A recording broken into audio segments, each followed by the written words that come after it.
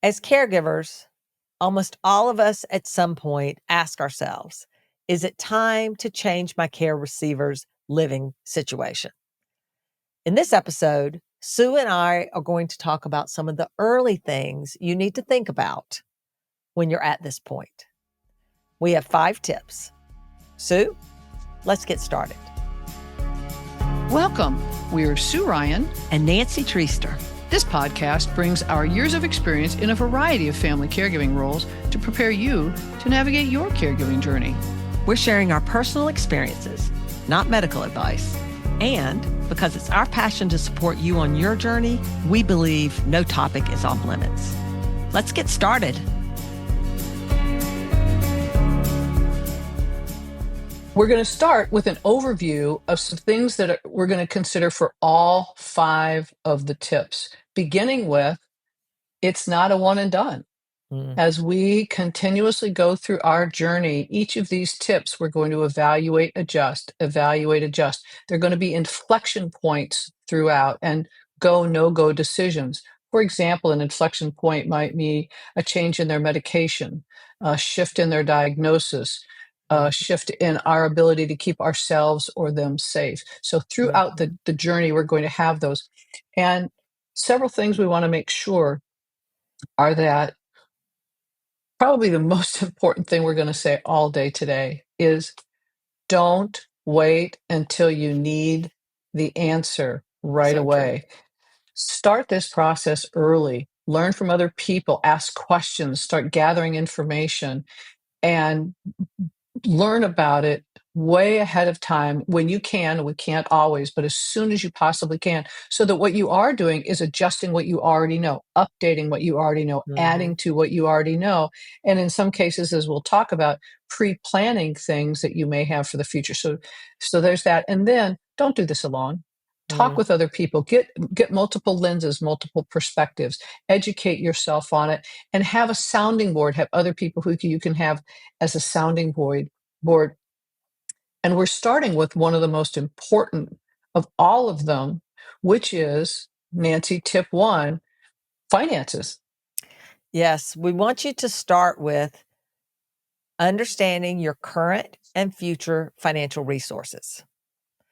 So one of the best things that we can recommend is that you get with a financial advisor. If you don't already have a financial advisor, there are financial advisors who focus specifically on the elderly or on seniors. Definitely these people do this all day, every day. They know how to evaluate and help you evaluate your financial resources. Also, elder care attorneys. Awesome. Elder care attorneys really have insight into how to get into government programs that maybe you don't realize you could be eligible for with some tweaks. So leverage elder care attorneys, leverage financial advisors, and take a little bit of the pressure off yourself having to come up with this and understanding it all yourself. But let's go through really the 2 sides of the financial equation. First, on the income side, the money side, think through your care receiver savings, yours if you're participating in paying for care, any kind of pensions, long-term care insurance, any kind of specialty insurance you have that might pay out in this situation, any public health insurance for people with low incomes. In the U.S., that's called Medicaid. How are you or could you or your care receiver be eligible for Medicaid? Any sort of public pension programs in the U.S. like Social Security. Most of those will actually kick in with a disability, and dementia is a disability. So if your loved one is not already taking Social Security, you can apply for them to get disability, and they will be accelerated to full Social Security. Also, understand any other family contributions that might be coming into the equation. Now, that's on the income side of it. Let's talk about on the expense side of it. So consider cost, particularly costs that might affect things at home, such as home modifications, safety adjustments you're going to need to make. We'll talk about those in tip 3. We're going to talk about bringing caregivers into your home at some point. Think through the cost if you're going to supplement with day programs. Some of those day programs are government supplemented and they don't cost anything. Some you have to pay for, but that's a way to supplement your caregiving that you want to put into the cost equation if you're considering it. Something to take very seriously if you're the primary caregiver or if you're one of the caregivers that's going to need to participate on a regular basis, take into account any potential lost income. And that might mean going part-time. That might mean becoming a caregiver 100% of the time. Now, in the US, there are programs that will pay if your loved one's eligible for Medicaid, that will pay you to be a caregiver. So look into those programs as well. But with my husband, I had to go part-time in order to supplement his care and give him the kind of care he needed. I did that for about 2.5 years and then eventually retired completely so that I could focus on his care. So income reduction or losing your income altogether is definitely something that you want to consider. Now, you're going to take all of those costs and compare them with the cost of a care community, and understanding that all of these costs we're talking about right now, when Sue said this is not one and done, this is a evaluation you want to do on a consistent basis, their care needs and the expense of those care needs is going to evolve and change and increase over time, be it at home care, be it in a care community. So you're evaluating this financial situation today. This is not necessarily the financial situation for the long run, but it should be a financial situation for today and for the near term. So you ready to go on to tip 2? Absolutely. And tip 2 is evaluating our care options to learn and understand what our choices are. And we're going to focus on 3 of them. One of them are non-residential options. And a second one is our in-home options. And then third is continuing care communities. Each of those have different considerations. One of the things that we have in our community that many communities around the country have to support us with that is teams who help us navigate our senior care options. Down in our community, it's called Senior Care Authority. So at no cost to us, we can talk with them about what the different kinds of options are. And the importance of us asking the questions to learn about it for us is to understand the differences between them. And part of it is, for example, with the non-residential types of care, where it could be a respite program or a memory cafe or a day program, it's understanding what those include in our communities and how well our care receiver can be using those to support as a kind of a stopgap method or as a way to try out another kind, for example, of living in a community. So there are different ways that we would learn about those and understand them. I was able to take my husband and my dad to several of them, and it was interesting how immediately we could know whether they preferred them or they didn't. And so we learned about their preferences. And there are a lot of different choices that we have with those. So that was one of them. And then another one is that when we're evaluating the kinds of companies who would provide the professional caregivers who are going to bring care into our home, and they have different pricing models, they have different service levels, they have different teamwork opportunities. So a lot of different things to consider. And we want to understand what the questions are to ask and get comfortable with how our care receiver is going to be supported.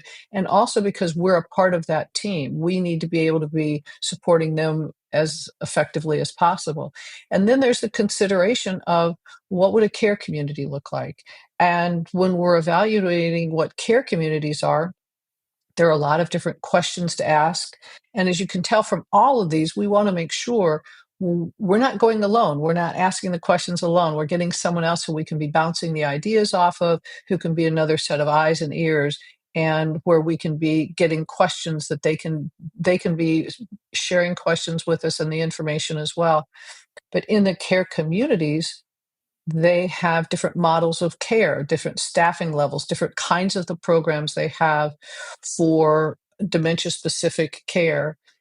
And they also have, and one of the things that we've talked about is getting access into them. So they have waiting lists. So even if you're not sure if your loved one is going to be going into a care community, or if they are going to be wanting a respite program or a day program that you're going to work with, if they've got waiting lists, you can get your name on the waiting list so that, because some of them are 3 to 5 to 6 months long, so that if something becomes available down the road, it may be at the time when you actually are going to need that choice. So you've got different options, and you want to consider it for specifically your loved one, and then also for your comfort and what you need. Yes, I love that. And Sue, for example, in the care communities, even though my husband stayed at home through his entire journey, about 5 years into his journey, I visited with two friends all of the care communities that I evaluated and decided were worth visiting within my area. Some were memory care specific, some were communities that had memory care units, and narrowed it down to the two I liked the most, and then kept up with them and made sure they kept up with me, so that I understood what the waiting lists were like and what the options were, and reevaluated the pricing on a regular basis. Another thing I did for in-home care options that I wanted to mention, for my father-in-law, he was a veteran. And so we were able to go to the Veterans Administration, and this is US, obviously, go to the Veterans Administration and get him enrolled in VA health care. And they provided part-time care, 4 hours, 4 days a week at home, which gave my mother-in-law some kind of respite. Some of the things to look at are professional caregivers, but you can get some of that potentially at no charge. So something to look at. Which is hugely helpful. And for example, with my husband, I leveraged the day programs for two different ways. One was to evaluate him in that kind of a program. And the second thing is when I had the top two care communities I was evaluating, I had him go into their day programs I and like that. see how he felt. And it was night and day, one versus the other. So it Wow. gave me a chance to test out the community and how he would adapt to those communities. That's huge. So, I love that. I love that. That's awesome, especially since you could tell black and white. So that makes a huge difference, right? oh, As opposed to it being you yes, couldn't decide. That's yes, awesome. right. Good. Okay, so we've talked about the financial implications in tip Mhm. one. We've talked about doing your homework in tip two. You have to do Yeah. your homework to really understand the financial implications, because unless you know what the services are provided in each of these options and the price of each of these options, you can't possibly do a proper financial evaluation. Yeah. And we're going to talk a little bit about more about that in tip three, because some of tip three, particularly if you choose to stay at home, there's financial implications there. So we're going to talk about home safety. We're going to talk about medical requirements, and we're going to talk about the well-being of the care receiver and the caregiver. So let's go on to tip three, which is do a thorough assessment of home safety. Hmm.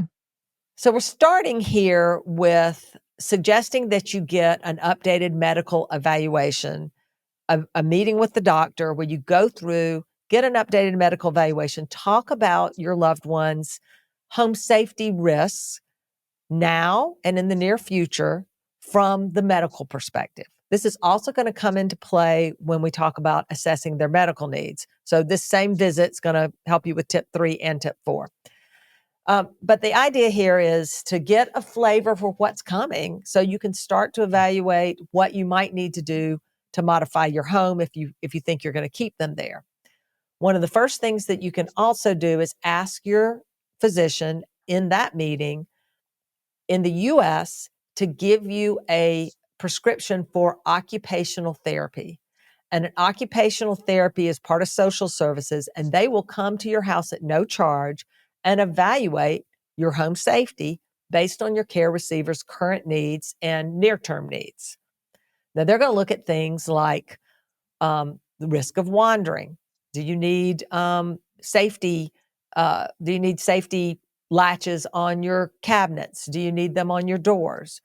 What's the mobility risk for this person? What's their mobility challenges? And is your home set up to support that? What about falling? Do you have fall risk in your home? How do you minimize the risk of fall? something to think about there. Sue and I've talked about this a lot if you've listened to other podcasts from us, but there's a definite risk or consistent risk with dementia in terms of depth perception. So, do you have stairs, and are stairs required for your loved one to actually live in the home, either because of where their bedroom is, or you'll hear in a minute from Sue about their home situation, because stairs eventually will not be practical. And that really truly was an inflection point. That was a go, no go decision. That was a part of what we were doing for choosing whether Jack would stay at home or go into a care community. And it was that we live on a condo that's 2 stories. The bottom level is not the living level. And so, in order to get to the area where we lived, we had to go up the stairs or go up an elevator. And the elevator was not sustainable because of their fear of being closed in, and the Mm-hmm. stairs, because of the depth perception and shadows, were not Mm-hmm. sustainable. And so, in order to keep him at home, it was going to become very challenging.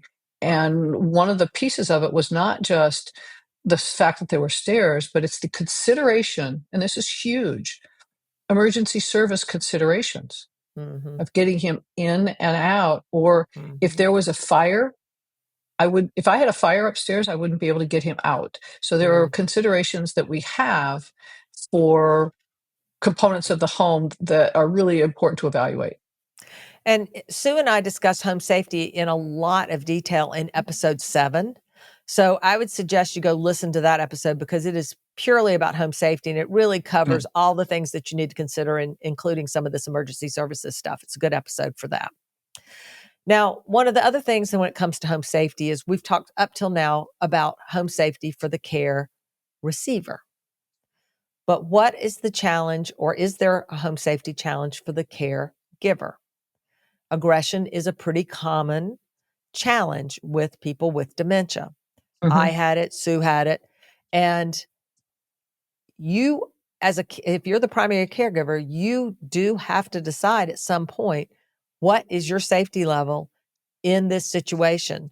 And that is often an inflection point. It was with me. My friends, when my husband was going through the real aggression stage, there was a lot of conversations with my closest friends about, was this the time to move him to a care community? It definitely is an inflection point you have to think through. It was a big inflection point for us as well because I called it when Jack would go into his dementia moments, and the same thing with my dad, is that they were physically there, but you could tell they weren't there. They were in a dementia Mhm. moment. They didn't recognize you, and so where you would normally think, for example, my dad would never lift a finger to harm me, or Jack would never lift a finger to harm me. When they're a dementia moment, you are someone who at times they considered me a threat to them. And True. so, can you keep yourself safe? And Right. it's your loved one. You don't ever want to have to think about that. This is why, to your point, Nancy, about talking this over with others, Mhm. it's that you might feel like you should be able to handle this. Mhm. Get No, some get some other input. I love that. I mean, that's true, because these are all decisions that, frankly, they're difficult decisions, and it's too much for one person to have to decide on their own. yes. All right, so here we're going to try to decide in tip 3, which is around home safety, is what are the safety implications for me and my care receiver at home versus moving them into a care community.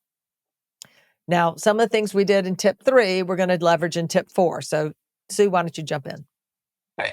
Tip 4, we were talking about getting a medical assessment in tip 3. And tip 4, we're talking about assessing their current and future medical needs. And when we do this, it's not just for the dementia diagnosis. This is for all of the things that go into different medical diagnoses they have going on, which is why us having as much detailed information about all of that in every area of their health that we can to provide is really helpful.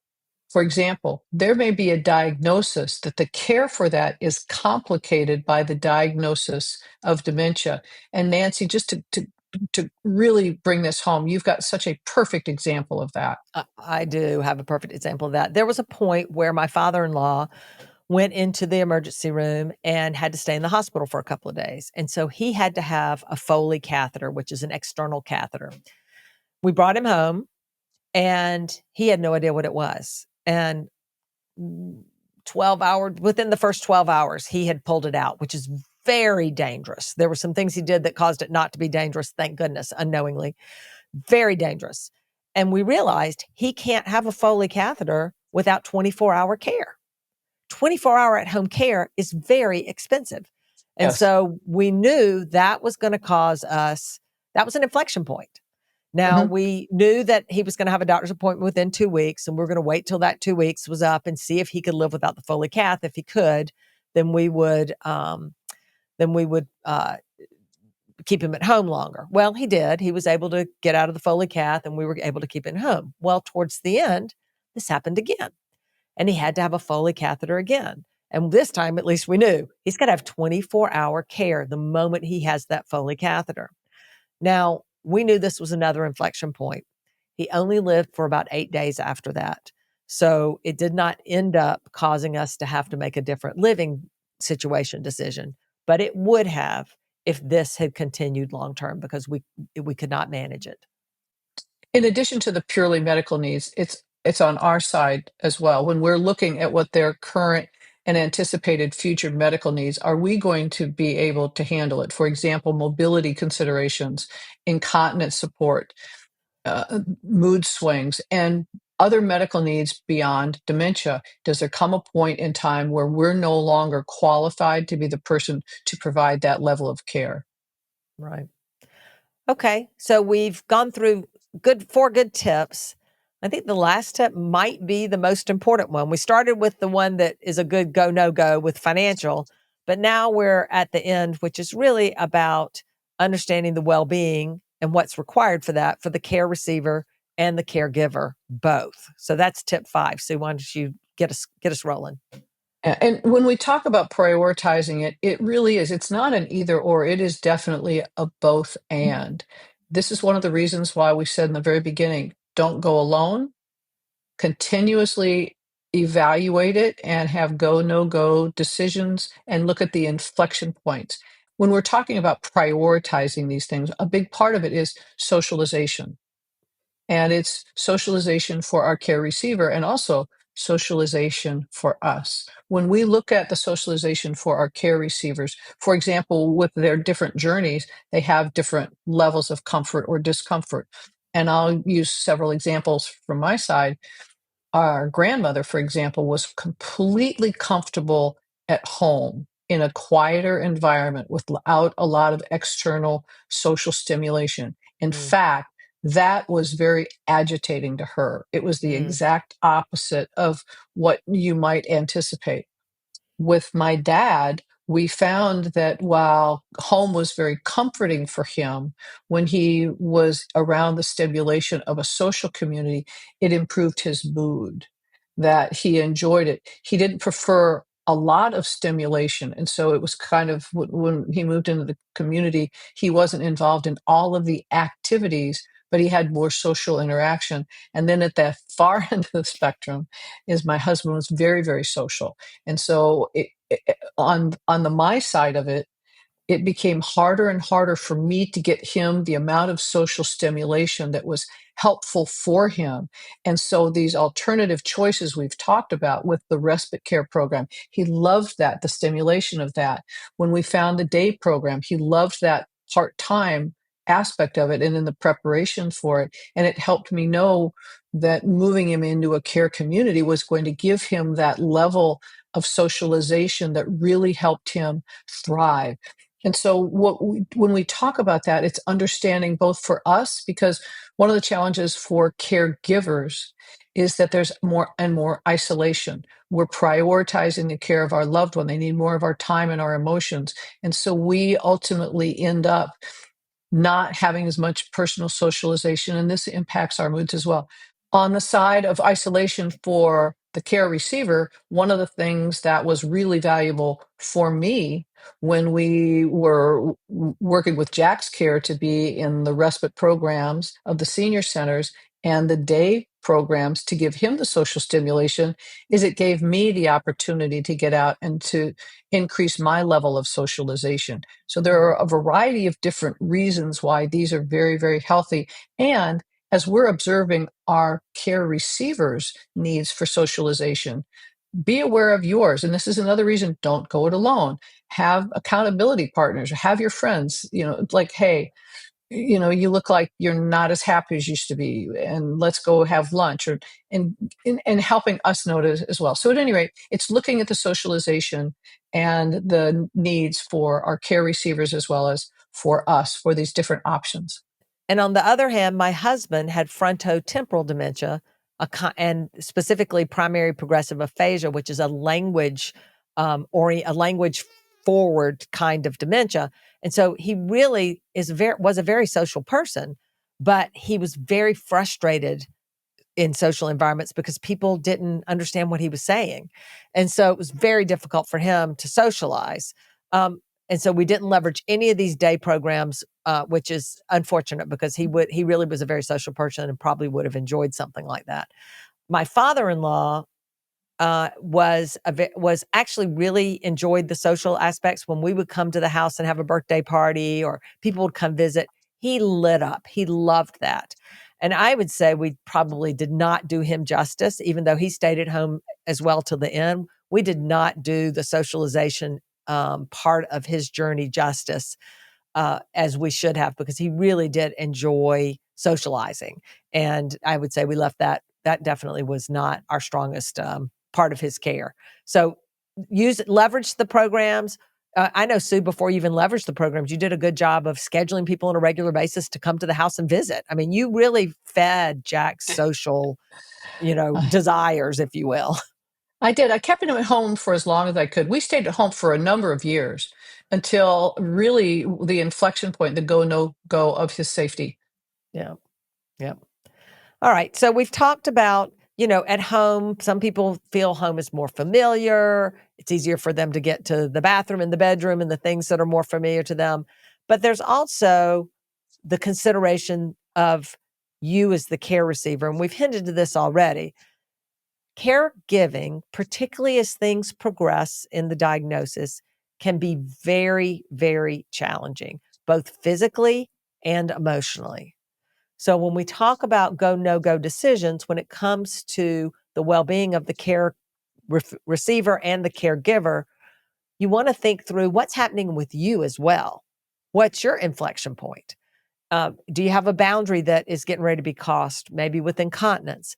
Is aggression an inflection point and it's out of control and you don't feel safe anymore?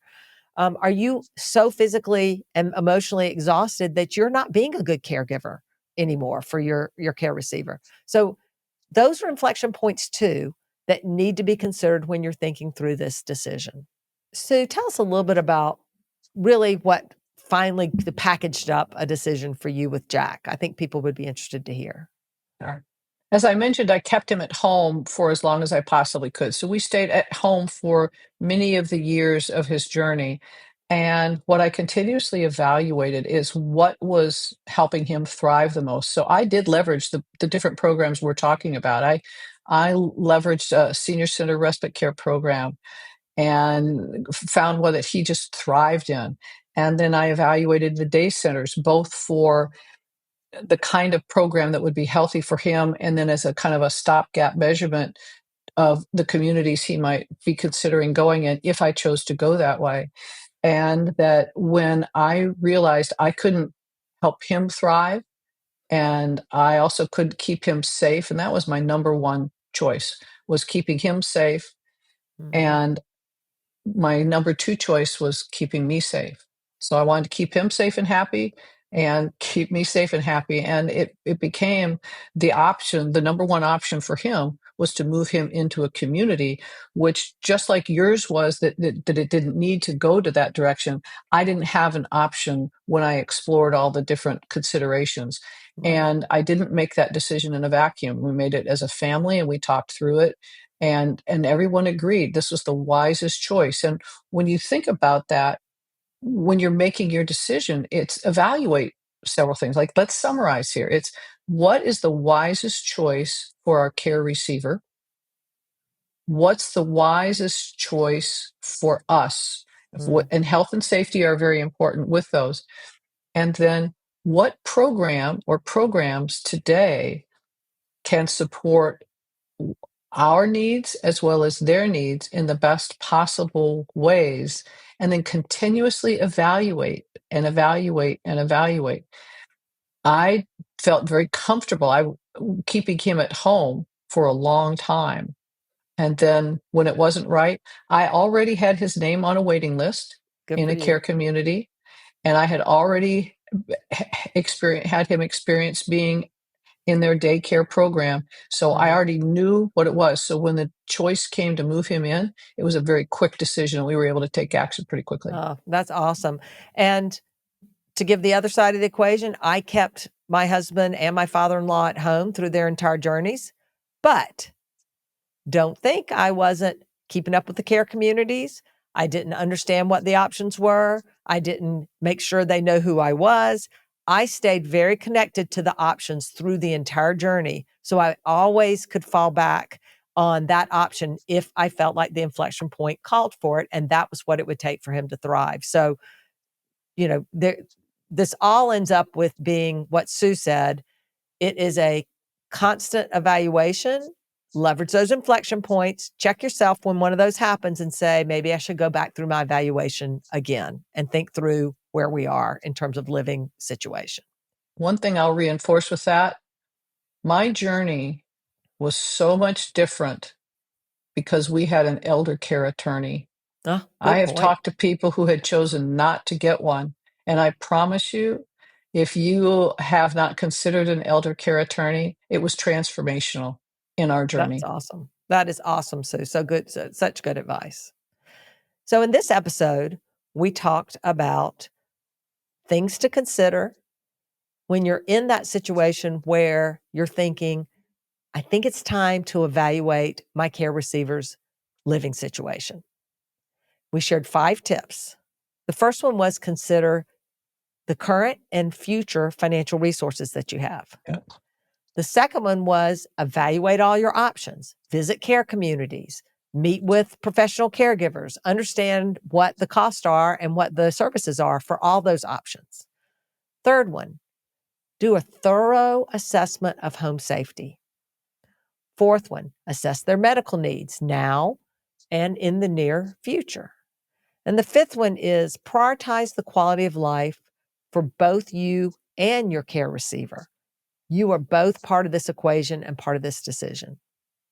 Now, if you have tips that you think will help people in this moment, please share them on our Facebook page or our Instagram page. The links are in the show notes. Anything we feel like you need to know more about is also in the show notes, product-wise or service-wise. And if you like this podcast, please follow it or subscribe to it. Please rate it and review it. We really, really appreciate it. We know this is a particularly difficult and sensitive topic, and we want to make sure that you think it all the way through, as both Sue and I did. We're all on this journey together. Yes, we are.